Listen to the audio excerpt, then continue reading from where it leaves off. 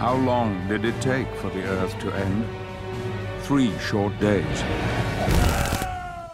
So I've been making games for about 20 years. I've worked on just about every platform since the Game Boy. It almost shows my age if I say I've probably worked on about 120 games. Mike has an amazing grasp of old school gameplay and a massive love of that core gameplay. We have 3 studios, 2 in Canada, 1 here over in the States, over in Emeryville. And we work on a lot of boutique type games. Paramount gave us the opportunity to work on pretty much any game we wanted to in the Paramount catalog. Immediately the game that jumped out was War of the Worlds. We talked to them a little bit about the ideas and some thoughts we had about it, but ultimately we settled on would not be the Spielberg movie and not be the 1953 movie, but something that was a little bit in between and something that could be our own. That this guy is in the middle of London, this dead London, and all he has is himself, and it's a very personal story even though there's this massive story happening around it. We chose to go with 2D for War of the Worlds. We could have easily done a 3D side-scrolling game, but ultimately when we started this game, we were thinking something along the lines of a 16-bit Genesis-style game. A lot of the games that inspired this whole look and feel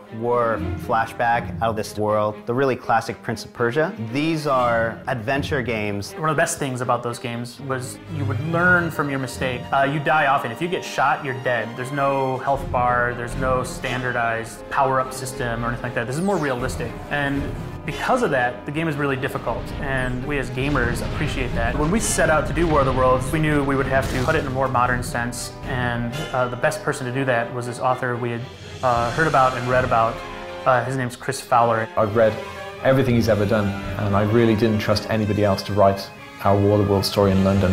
When Paramount came to me and asked me if I'd like to write a script for the game, they said they wanted to recapture everything that made the book great, which is brilliant for a writer because how often do you get a chance to work on something like this? I've been very fortunate to have Chris Hulsbeck as our music composer on the game.